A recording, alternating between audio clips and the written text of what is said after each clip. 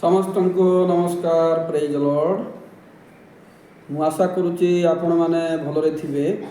ତ ଆଜି ଆମେ ପ୍ରଥମ ତିମୋଥୀ 1:16 ପଦର କିଛି ଅଂଶ ନେଇ ଆମେ ଆଲୋଚନା କରିବା।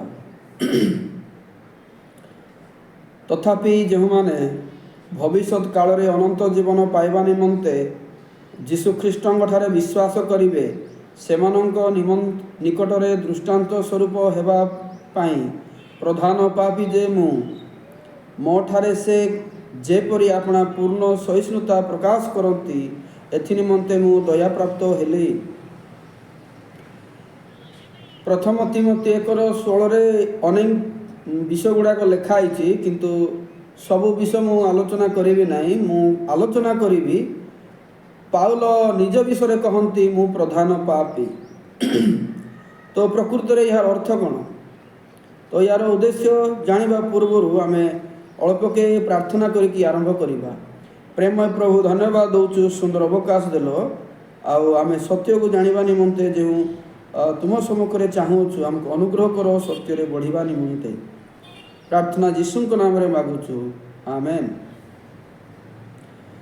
ଅନେକ ଲୋକମାନେ ଯେତେବେଳେ ପାଉଲଙ୍କର ଜୀବନ ନେଇ ଆମେ ପ୍ରଶ୍ନ କରିବା ଯେ ପାଉଲ କ'ଣ ପାଇଁ ମୁଁ ପ୍ରଧାନ ପାପୀ ବୋଲି କହନ୍ତି, ମୁଁ ଅଧିକାଂଶ ଲୋକମାନଙ୍କ ଠାରୁ ଏହା କହିବାର ଶୁଣିଛି ଯେ ପାଉଲ ପ୍ରକୃତରେ ନିଜକୁ ଅଧିକ ନମ୍ର କରୁଛନ୍ତି, ଅଧିକ ନିଜକୁ ସେ ସରଳ କରୁଛନ୍ତି, ବା ନିଜର ପାପ ପାଇଁ ସେ ଅତ୍ୟନ୍ତ ଦୁଃଖୀ ଅଟନ୍ତି। ଆଉ ଆମେ ଏ ପ୍ରକାର ଯେତେବେଳେ ଶିକ୍ଷା ପାଉଛୁ, ଏଇଟା କ'ଣ ନା ଆମକୁ ମଧ୍ୟ ଠିକ୍ ଲାଗେ ଯେ ଜଣେ ଲୋକ ନିଜର ପାପ ପାଇଁ ଯେତେବେଳେ ଅନୁତପ୍ତ ଆଉ ବେଶୀ ଦୁଃଖିତ, ତ ଏ ପ୍ରକାର କହିବା ଦରକାର। ତେଣୁ ବେଳେବେଳେ ଆମେ ମଧ୍ୟ ପ୍ରଭୁ ମୁଁ ମଧ୍ୟ ବହୁତ ପାପୀ, ଆଉ ମୁଁ ମଧ୍ୟ ପାଉଲଙ୍କର ପରି ପ୍ରଧାନ ପାପୀ, ଏ ପ୍ରକାର କହିଥାଉ। କିନ୍ତୁ ଆପଣମାନେ ଚିନ୍ତା କରନ୍ତୁ, ଏଇଟା ପ୍ରଧାନ ପାପୀ କହିବାଟା ଯେ ନମ୍ରକୁ ବୁଝାଉଛି ଏବଂ ସେ ଅଧିକ ନିଜକୁ ସରଳ କରୁଛନ୍ତି ଆଉ ନିଜକୁ ପାପ ପାଇଁ ହେୟ ଜ୍ଞାନ କରି ଏ ପ୍ରକାର କହୁଛନ୍ତି, ଏ ପ୍ରକାର ହେଇଥିବ କି? ଯଦି ଇଂଲିଶରେ ଦେଖିବେ ଲେଖା ହେଇଛି ମୁଁ ଚିଫ୍ ବୋଲି, ଚିଫ୍ ମାନେ ମୁଖ୍ୟ ପାପୀ, ମାନେ ମୁଁ ପାପର ମୁଖ୍ୟ ବ୍ୟକ୍ତି ବୋଲି କହୁଛନ୍ତି। ତେବେ ଆପଣମାନେ ନିଜକୁ ନିଜେ ପ୍ରଶ୍ନ କରନ୍ତୁ, ଜଗତରେ କ'ଣ ପାଉଲଙ୍କ ଦ୍ୱାରା ପାପ ଆସିଲା ନା ଆଦମଙ୍କ ଦ୍ୱାରା ପାପ ଆସିଛି? ପ୍ରଥମରେ ଜଗତକୁ କିଏ ପାପ ଆଣିଲା? ତ ଜଗତକୁ ପାପ ଆଣିବା ବ୍ୟକ୍ତି ବା ପାପକୁ ସୁଯୋଗ ଦେବା ବ୍ୟକ୍ତି ହେଉଛନ୍ତି ଆଦମ। ତେବେ ଏଇଟା କାହିଁକି ଆଦମ ପ୍ରଧାନ ପାପୀ ନ ହେଇକି ପାଉଲ କାହିଁକି ପ୍ରଧାନ ପାପୀ ହେବେ? ତେଣୁ ଚିନ୍ତା କରିବା ଦରକାର, ପାଉଲ ଯେଉଁ ପ୍ରଧାନ ପାପୀ ବୋଲି କହୁଛନ୍ତି, ୟାର ରହସ୍ୟ କ'ଣ? ତ ପ୍ରକୃତରେ ପାଉଲଙ୍କ ଦ୍ୱାରା ତ ମୃତ୍ୟୁ ଆସିନାହିଁ, ପ୍ରକୃତରେ ଆଦମଙ୍କ ଦ୍ୱାରା ମୃତ୍ୟୁ ଆସିଛି, ଆଦମଙ୍କ ଦ୍ୱାରା ପାପ ଆସିଛି। ତେଣୁ ଆଦମ ପ୍ରଧାନ ପାପୀ କହିବାର ଥିଲା। ତେଣୁ ପାଉଲଙ୍କର ପ୍ରଧାନ ପାପ ବା ପ୍ରଧାନ ପାପୀ ବିଷୟରେ ଟିକେ ଆମେ ଆଲୋଚନା କରିବା ଯେ କେଉଁ ଦେଶରେ କେଉଁ ଦୃଷ୍ଟିକୋଣରୁ ସେ କହନ୍ତି ମୁଁ ପ୍ରଧାନ ପାପୀ। ତ ଆମେ ପଢ଼ିବା ବାଇବେଲରେ ପ୍ରଧାନ ପାପୀ କିଏ ହେଇଛି। ମାଥ୍ୟୁ ପୁସ୍ତକ 12 ପର୍ବ 31-32। ଅତଏବ ମୁଁ ତୁମମାନଙ୍କୁ କହୁଅଛି, ମନୁଷ୍ୟମାନଙ୍କର ସମସ୍ତ ପାପ ଓ ନିନ୍ଦା କ୍ଷମା କରାଯିବ, କିନ୍ତୁ ଆତ୍ମାଙ୍କ ବିରୋଧରେ ନିନ୍ଦା କ୍ଷମା କରାଯିବ ନାହିଁ। ଆଉ ଯେ କେହି ମନୁଷ୍ୟ ପୁତ୍ରଙ୍କ ବିରୁଦ୍ଧରେ କଥା କହିବ, ତାହାକୁ କ୍ଷମା ଦିଆଯିବ, ମାତ୍ର ଯେ କେହି ପବିତ୍ରାତ୍ମାଙ୍କ ବିରୁଦ୍ଧରେ କଥା କହିବ, ଇହ ଯୁଗରେ କି ପର ଯୁଗରେ ତାହାକୁ କ୍ଷମା ଦିଆଯିବ ନାହିଁ।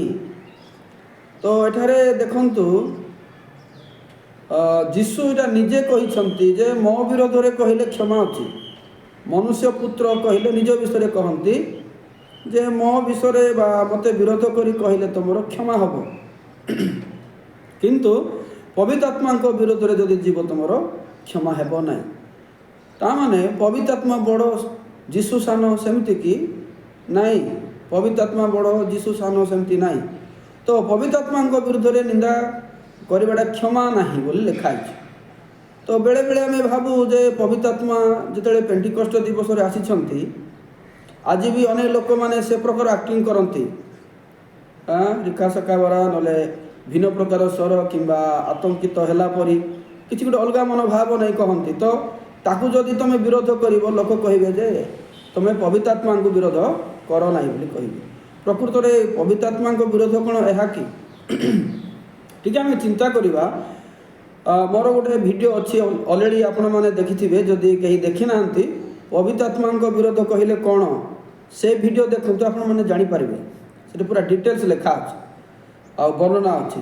तो प्रथम विषय हूँ जे जीशु समय रे जो विषय हो पार्ला ना जीशु जो राजा बा मसीह होइकी आसी इस्राएल मानकर ताहा ही पार्ला ना। तेणु जीशु जानती जे यही समय माने मते ग्रहण करेंगे ना माने मारिदेवे। किंतु जीशु जो उद्देश्य नहीं आसी से समान जिनस प्रचार करने समान जिनस आलोचना करने बाइबल रे जोएल पुस्तक रे आउ जहन पुस्तक रे मध्य कहा जायछि जे पवित्र आत्मा को पठेई दिया जाए। पवित्र आत्मा आसिले कौन करेंगे जीशुंकर कार्य को से प्रकाश करेंगे। जीशु कौन पाई आसी जीशुंकर आसबार उद्देश्य कौन ताहा से प्रचार करेंगे। अर्थात जीशु जे राजा जीशु जे इस्राएल मानकर मसीह दाऊदंक सिंहासन रे बसिबे यही कथा से पुनर्बार प्रकृत में पवित्र आत्मा घोषणा करेंगे। तेणु पवित्र आत्मा केबे आसी पेंटिकस्ट 2 रे आसी। तो पेंटिकस्ट 2 रे जो आसिले परवर्ती आम देखु पवित्र आत्मा प्रचार जीशु को राजा रूप में छिड़ा करने। जदि आप 2 पर्व पूरा पढ़े से जीशुंकर मृत्यु तुम परित्राण कला लिखाई ना तुम जीशु को मारिबार भूल हो लिखा जाए जेहेतु राजा रूप में आउ थे छिड़ा करने पवित्र आत्मा प्रचार करते। तो यही पवित्र आत्मा प्रचार जब आम देखा स्टीफानंकर मृत्यु अर्थात प्रेरित 7 पर्यंत यह घटना चली टी आम देखा प्रेरित 7:51 देखा प्रेरित 7:51 हे सप्तग्रीव पुणी असुनत हृदय और कर्ण विशिष्ट लोके आपण माने सर्वदा पवित्र आत्मांकर विरोध करुछंती आपण मानकर पितृपुरुष माने जेपरी आपण माने मध्य सेपरी। एटे स्टीफान कहउछंती तुमर पूर्वपुरुष माने जेमती आपण माने सेमती पवित्र आत्मांकर विरोध करुछंती। तो पवित्र आत्मांकर कौन विरोध करुछंती लोक एठारे पवित्र आत्मा विरोध माने कौन पवित्र आत्मांकर प्रचार को से माने विरोध करुछंती।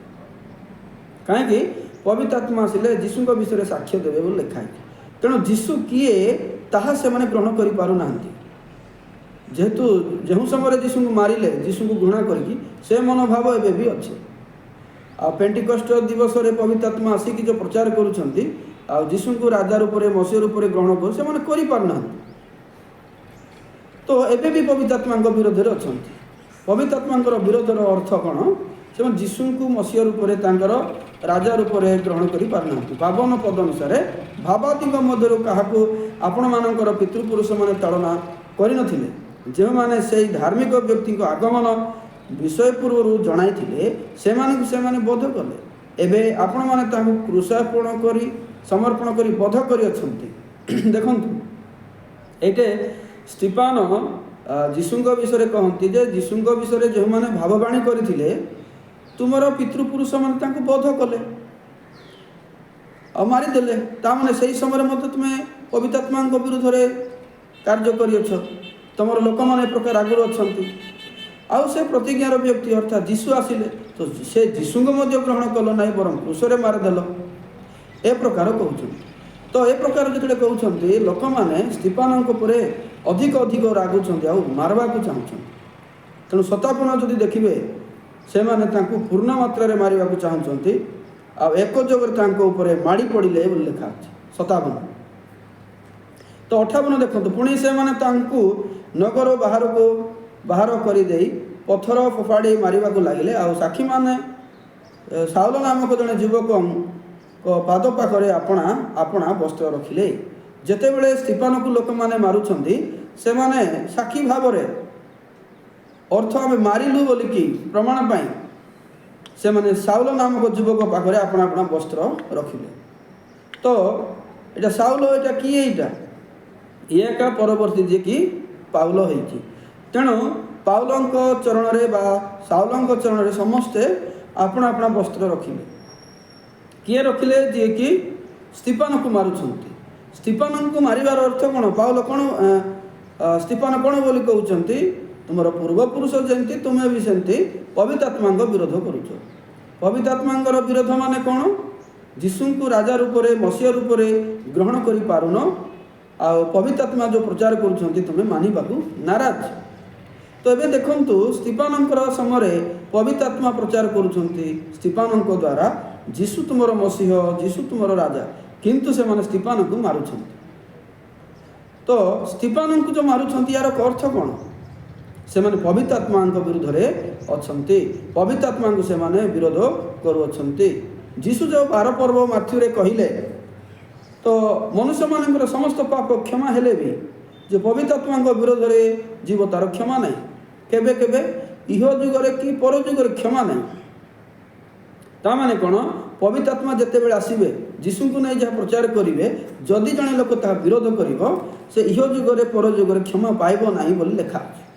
तो एबे चिंता करंतु जेते बेले स्तिफान को मरा होउची यार अर्थ कोन? पवित्र आत्मा विरुद्ध रे से माने अछंती। आ जे पवित्र आत्मा विरुद्ध रे अछि इह जुगरे पर जुगरे से क्षमा पाई पारबो नाही। तेणु जेतेले स्तिफानंकर मृत्यु होउची बा मरा जाउची बा पवित्र आत्मा विरुद्ध रे लोक अछंती, एही समय पाउल एठारे अछंती, साउल नाम रे अछंती।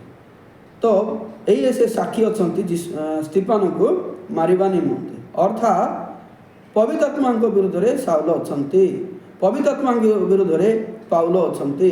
तेणु जे पवित्र आत्मा विरुद्ध रे जीव से इह जुग किबा पर जुग रे क्षमा पाई पारबो नाही।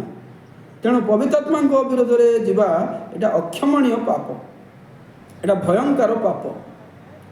तेणु पाउल जेते बेले अनुग्रह सुसमाचार प्रेरित 8 रे पाउछंती, दमेशक रे प्रभु ताकू देउछंती, तापर से रक्षा पाई पारुछंती आ अनुग्रह सुसमाचार पई से बंचुछंती। सेतिपई पाउल अनुताप करी कहउछंती जे मु होउची प्रधान पापी। प्रधान पापी माने कोन? जे तांको द्वारा जे पाप आरंभ होला ताहा कहू नांती, मात्र मु क्षमा न पाइबा पाप करिथिली। पवित्र आत्मा विरुद्ध रे जाइथिली माने मु अक्षमणीय पाप करिथिली, क्षमा न पाइबा पाप करिथिली, अर्थात मु होउची प्रधान पापी।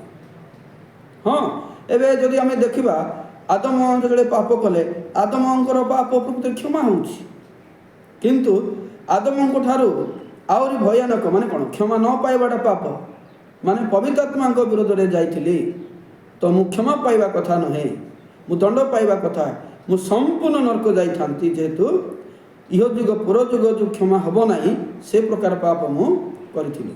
अर्थात पाउल सतरे प्रधान पापी थिले पवित्र आत्मा विरोध रे जाई। आ प्रधान पापी कहबार अर्थ नाही जे बेसी नम्र होउछंती, बेसी निजको न्यून करूछंती, ताहा नहे। से सतरे आ भयंकर पाप पवित्र आत्मा विरोध रे पाप करिकी से नरक जीवार थिला।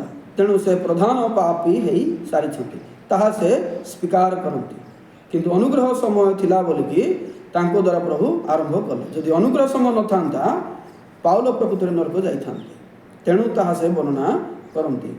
मु आशा करुछि आपण माने आजिर एई सुंदर आलोचना रे अनेक शिक्षा विषय पाइथिबे। जदि आपण मान को भलो लागुछि आपण माने लाइक करंतु, आ जदि संभव हेले लेखंतु, कमेंट भी करंतु, और नुआ रे सुनुथिले सब्सक्राइब करंतु। अनेक भाई बने वाक्यर विपरीत भावुछंती सेमानकु मते शेयर करंतु। आ समस्ते आमे मिसिकी वाक्य शिखिबा, सत्य जानिबा। आ आज पई मु आशा करुछि एतकी ही आमे कथा हेबा।